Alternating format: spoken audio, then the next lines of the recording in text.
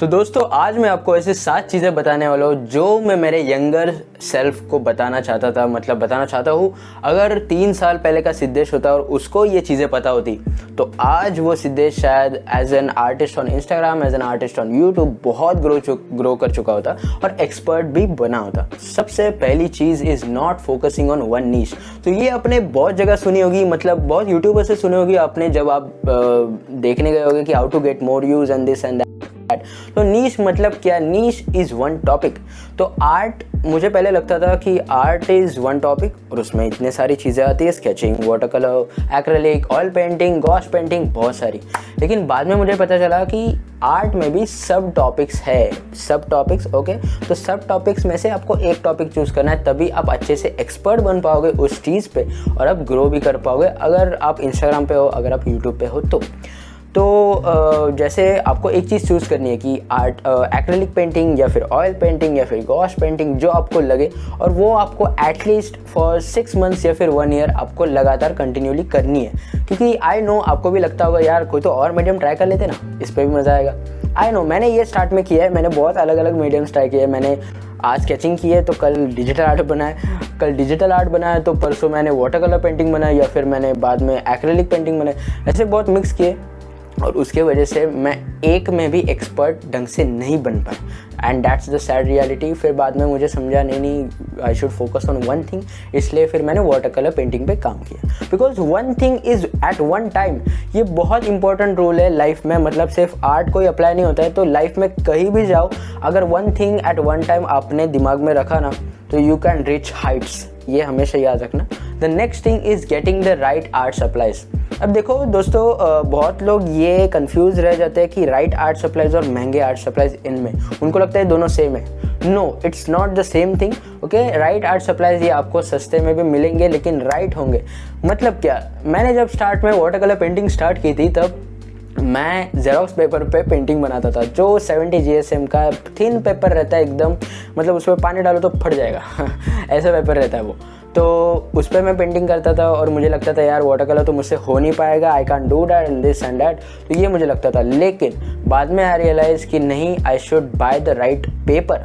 अब ये right paper कौन सा है, इसके ऊपर मैंने वीडियो बनाई है, go check that out. Okay, कौन सा ब्रांड लेना है ये भी मैंने बताया। तो फिर बाद में मैंने वाटर कलर पेपर एक्चुअल में लिया 300 GSM वाला और उस पर पेंटिंग की, और देन आई रियलाइज यस, ये गलती हो रही थी कि मैं राइट आर्ट सप्लाइज नहीं यूज़ कर रहा था। और राइट आर्ट सप्लाइज के बाद में आप लेवल अप कर सकते हो और थोड़े ज़्यादा रेंज के प्रोडक्ट्स खरीद सकते हो, थोड़े महंगे खरीद सकते हो।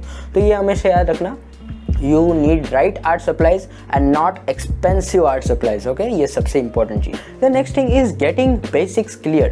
मतलब क्या कि जब भी एक नया आर्टिस्ट, एक बिगिनर आर्टिस्ट होता है, जब मैंने भी स्टार्ट की थी मेरी आर्ट जर्नी, तभी मैंने बेसिक्स क्लियर नहीं किए थे। What are values, what are light and shadow, what is lines, forms, shapes, ये सारी चीज़ें। मैं डायरेक्ट निकल पड़ा था पोर्ट्रेट निकालने। ओके, आपने शायद वो वीडियो देखी होगी, धोनी का मैंने पोर्ट्रेट निकाला था, फर्स्ट मेरा पोर्ट्रेट था, और ऐसी स्केचेस और ऐसी पेंटिंग मैंने डायरेक्टली बनाई थी, एंड वो बिल्कुल भी अच्छी नहीं बनी थी, बहुत एवरेज आर्ट था वो। और ये हुआ किसकी वजह से? क्योंकि मैंने बेसिक्स क्लियर नहीं किए थे। बाद में आई वर्कड ऑन बेसिक्स और फिर उसके बाद मैंने बहुत इम्प्रूव किया। The next thing is thinking that you are the master. होता क्या था, I was the kid in my school जो सबके डायग्राम्स बना के देता था। कोई भी आता था, यार सिद्धेश ये डायग्राम बना के देना, ये वो ऐसा, क्योंकि मेरी आर्ट बहुत अच्छी थी। और तभी I was so over confident कि I am the one, I am the master, ऐसे मुझे लगता था। बाद में जब मैंने एक्चुअली सीरियसली लेना स्टार्ट की आर्ट को, तो तभी मैंने डायरेक्टली हार्ड पेंटिंग्स ले ली, बहुत चैलेंजिंग पेंटिंग्स ले ली, और तभी हुआ क्या पता है कि मैं बना ही नहीं पाया वो चीज़ें, मतलब बिल्कुल भी नहीं, मैं बहुत एवरेज बनी। और फिर बाद में रियलाइज़ हुआ नहीं भाई, मैं ज़मीन पे आ गया कि नहीं, I was not the master. सभी लोग नूब थे इसलिए मैं खुद को मास्टर समझ रहा था, लेकिन ऐसा नहीं है। और एक चीज़, मतलब पेंटिंग्स में ना चैलेंजिंग, मतलब मैंने स्टार्ट में क्या किया, बहुत चैलेंजिंग पेंटिंग्स लेता था। और आपने शायद फ्लो स्टेट के बारे में सुना होगा, एक फ्लो स्टेट नाम का कॉन्सेप्ट है। तो फ्लो स्टेट में जाके अगर आप पेंटिंग्स बनाओगे ना, तो वो बेस्ट पेंटिंग्स बनेगी, बेस्ट, मतलब आज तक की आपकी बेस्ट पेंटिंग्स, मेरी बेस्ट पेंटिंग्स ये फ्लो स्टेट में जाके बनी है, जो स्केचेस है, पेंटिंग्स है, ये सारी। तो फ्लो स्टेट क्या होता है, वो कैसे अचीव कर सकते हो? तो जब आपकी चैलेंज लेवल और आपकी स्किल लेवल सेम हो तब फ्लो स्टेट में आप जा सकते हो। एंड व्हाट इज़ आया है क्या, आपने सोया है क्या, या फिर आपको कहीं जाना है क्या, या फिर टाइम का कुछ पता नहीं चलता, यू गेट लॉस्ट। तो आप गेम खेलते हो ना तब भी ऐसे हो जाता है आपके साथ फ्लो स्टेट। तो ऐसे मेरे साथ आर्ट बनाते हुए होता है। अब ये मैंने जब बनाया था तो फ्लो स्टेट में बनाया था। और अगर आपकी देखो चैलेंज लेवल कम हो और स्किल लेवल ज़्यादा हो ना तो आप बोर हो जाओगे। और अगर चैलेंज लेवल ज़्यादा हो और स्किल लेवल कम हो तो फिर आप फ्रस्ट्रेट हो जाओगे, इतनी नहीं बन रहा है, आप गिव अप कर दोगे। तो इसलिए आपको ये ध्यान में रखना है कि एकदम भी मतलब आपको पता तो नहीं चलेगा यार कितना चैलेंजिंग है, लेकिन देख के तो लगता है ना यार ये इजी लग रही है, वैसे वी कैन ट्राई दिस। तो ऐसे करो, जब आपकी चैलेंज लेवल और स्किल लेवल सेम होगी तब you can go into flow state. And next thing is focusing on original rather than trends. तो मैंने ये एक्चुअली किया था कि मैं बहुत ट्रेंड्स पे फोकस करता था।